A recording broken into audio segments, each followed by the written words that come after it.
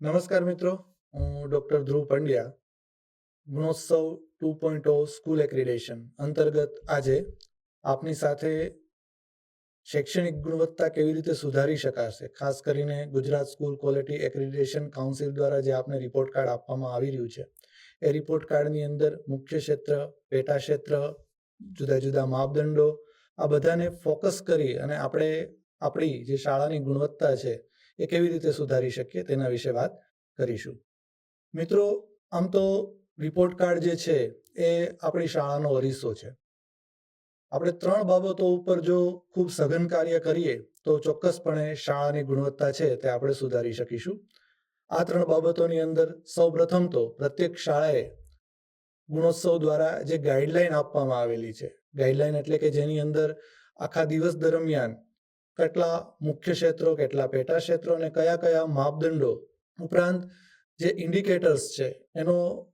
ઊંડાણપૂર્વક અભ્યાસ કરવો જોઈએ. અને દિવસ દરમિયાન જે કામગીરી કરવાની છે, ગુણોત્સવના જે દિવસે આપણી શાળાનું સ્કૂલ એક્રિડેશન હોય તે દિવસે,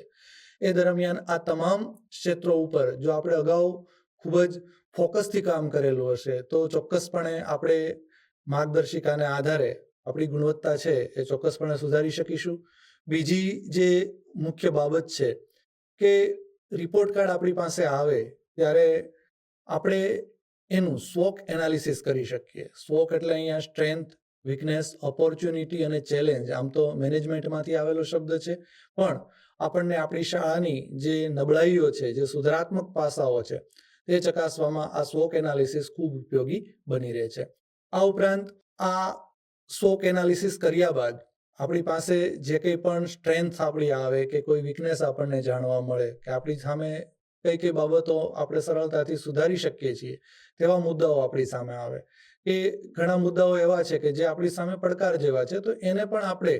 સ્વોક એનાલિસિસથી અલગ પાડી શકીશું. આ તમામ મુદ્દાઓનો યોગ્ય અભ્યાસ થઈ જાય પછી સમગ્ર શિક્ષા દ્વારા જે શાળા વિકાસ યોજના આપી છે